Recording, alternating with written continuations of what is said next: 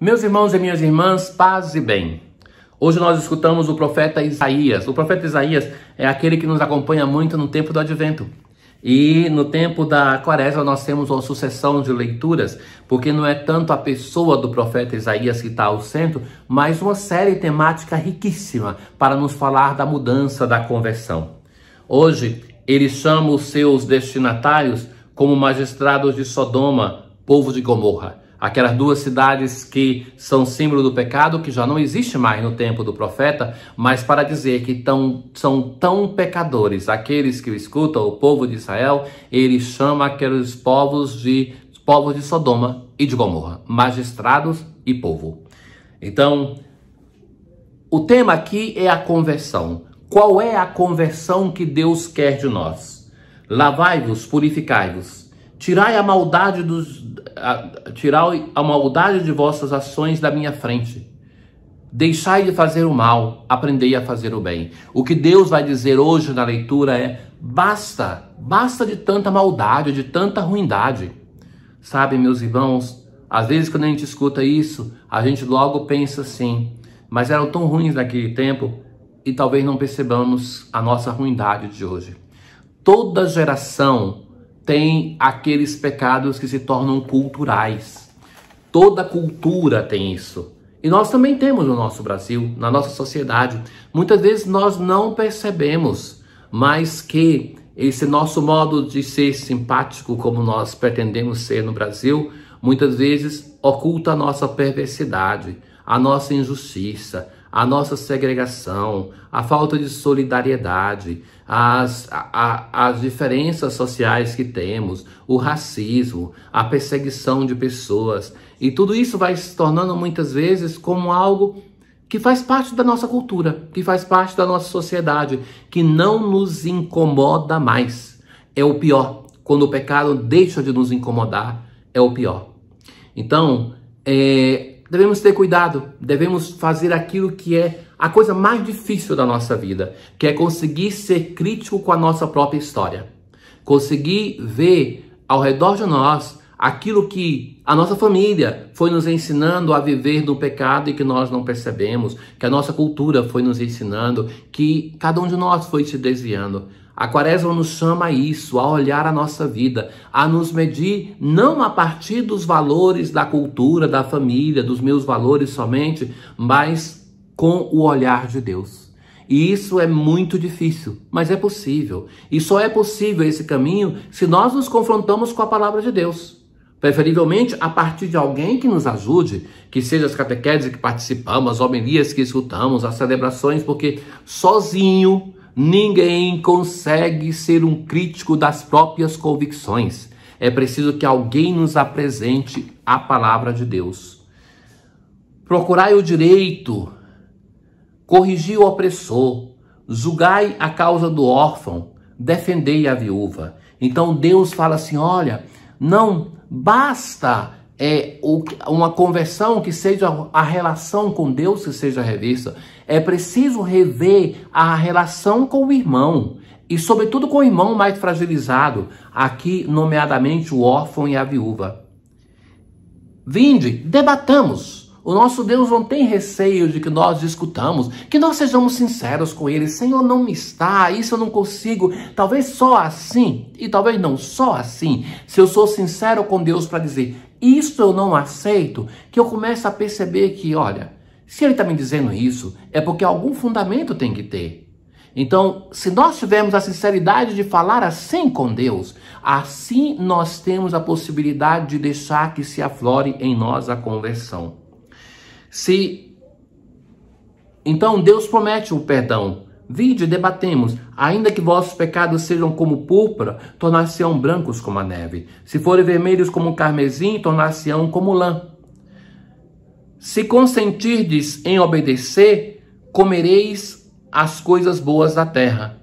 Se recusardes e vos rebelardes, pela espada sereis devorados, porque a boca do Senhor falou.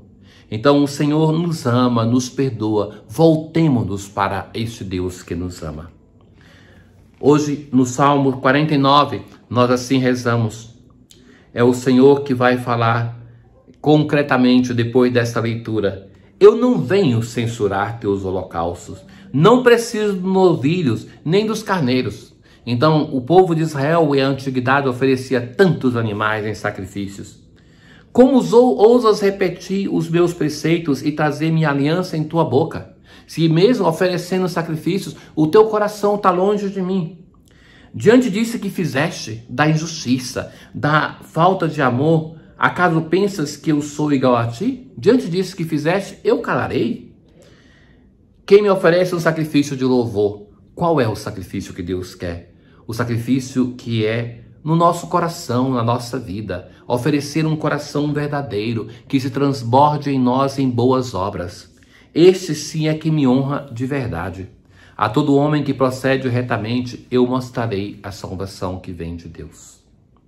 Na aclamação ao Evangelho de hoje, nós assim rezamos: lançai para bem longe toda a vossa iniquidade. Criai em vós um novo espírito e um novo coração. Do profeta Ezequiel.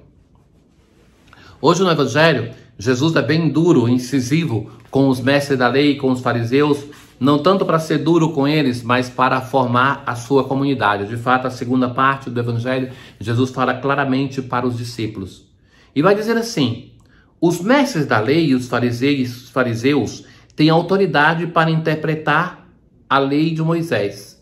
Por isso deveis fazer e observar tudo o que eles dizem. Então Jesus não tira o crédito e o valor da palavra de Deus. Vai falar assim, nem daquilo que eles ensinam, os mestres da lei e os fariseus. Então vocês devem escutar e devem cumprir. Mas não imiteis suas ações, pois eles falam e não praticam. Aqui está o primeiro problema.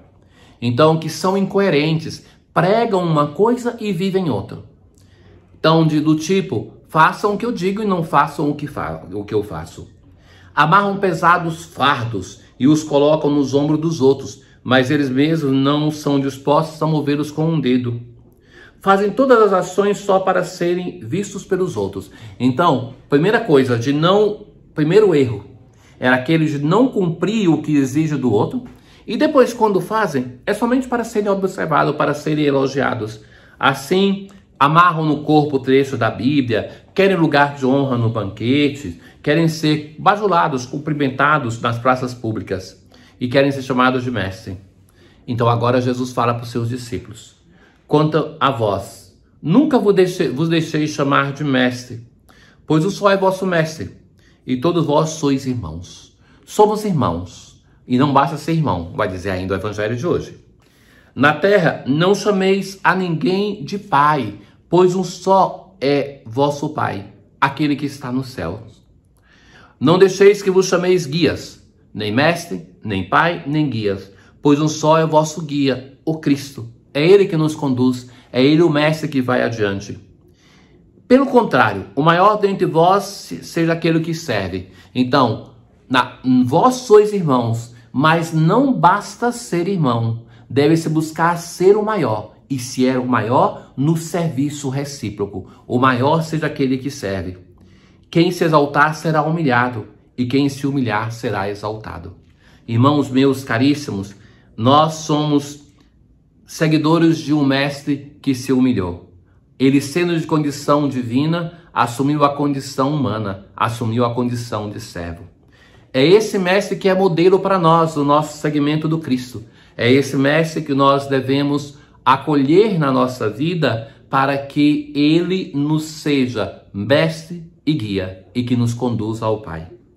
Hoje, a liturgia busca sacudir-nos na nossa comodidade mais uma vez, para que nós busquemos rasgar o nosso coração, busquemos transformar o nosso coração de pedra em um coração de carne, para que a palavra de Deus caia em nós e produza frutos, para que nós possamos de fato frutificar em boas obras, em uma verdadeira obediência a Deus, a sua palavra e em gestos concretos de amor, de solidariedade para com os nossos irmãos.